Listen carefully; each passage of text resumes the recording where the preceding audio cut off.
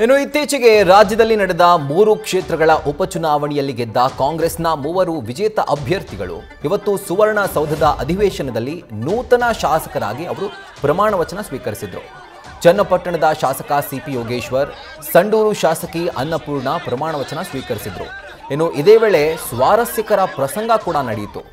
ಕಾಂಗ್ರೆಸ್ ಶಾಸಕ CP Yogeshwar DCM DKShi ಅವರ ಸೂಚನೆಯಂತೆ ಬಿಜೆಪಿ ನಾಯಕರ ಬಳಿಗೆ ಹೋಗಿ ಅವರು ಹ್ಯಾಂಡ್ ಶೇಕ್ ಅನ್ನ ಮಾಡ್ತಾರೆ.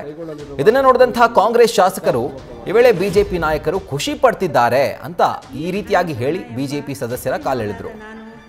ವಿಧಾನಸಭೆಯ ಸದಸ್ಯರಾಗಿ ಸಮರ್ಥಿಸುತ್ತೇನೆಂದು ನಾನು ಈಗ ಕೈಗೊಳ್ಳಲಿರುವ ಕರ್ತವ್ಯವನ್ನು ಸಿಪಿ ಯೋಗೇಶ್ವರ ಎಂಬ ಹೆಸರನ್ನಾದ ನಾನು ವಿಧಾನಸಭೆಯ ಸದಸ್ಯನಾಗಿ ನಿರ್ವಚನ ಹೊಂದಿದವನಾಗಿ ವಿಧಿದ್ವಾರ ಸ್ಥಾಪಿತವಾದ ಭಾರತದ ಸಂವಿಧಾನದ ವಿಷಯದಲ್ಲಿ ಶ್ರದ್ಧೆಯಿಂದಲೂ ನಿಷ್ಠೆಯಿಂದಲೂ ಕೂಡಿರುತ್ತೇನೆಂದು ನಾನು ಭಾರತದ ಪರಮಾಧಿಕಾರವನ್ನು ಮತ್ತು ಸಮಗ್ರತೆಯನ್ನು ಸಮರ್ಥಿಸುತ್ತೇನೆಂದು ನಾನು